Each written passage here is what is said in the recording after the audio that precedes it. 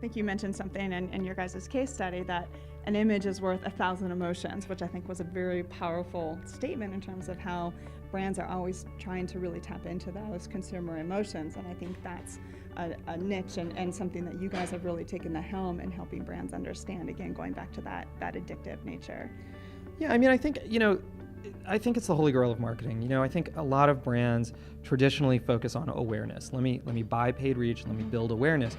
But we think the real question is affinity. How can you go from awareness to affinity? How can I take a person who already has, who's already enjoys the Alex and Ani lifestyle and turn that fan into a fanatic?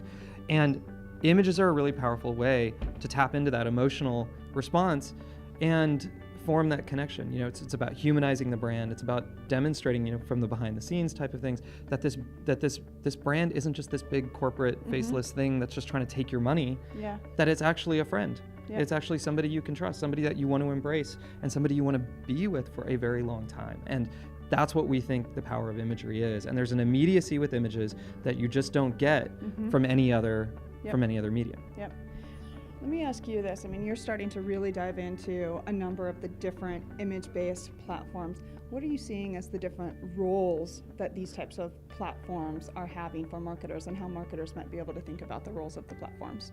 Sure. So, I think the number one thing we can say to marketers is you really need to think natively. I think the challenge that we keep seeing with marketers is that a lot of digital marketers have grown up around Facebook, and so they apply the Facebook lens to every new platform that emerges.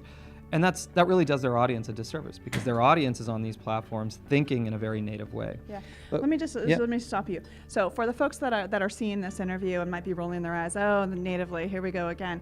What do you mean when you say they need to be using the platforms natively? So the most fundamental thing that we see on these, especially on Pinterest and Instagram, is when the Facebook lens sort of taught us to think about our brand page. Here, I'm gonna own this page on Facebook, and I'm gonna push all this content out. Well, what's fascinating to us about Pinterest and Instagram is how much of the content is organic. It has nothing to do with what you're posting. It's this enormous audience going to your website, finding these beautiful things that they want to buy, that they aspire to own, and saving that to their own boards. They're not even going necessarily to your Pinterest page. Sure. They're engaging with the stuff that they love.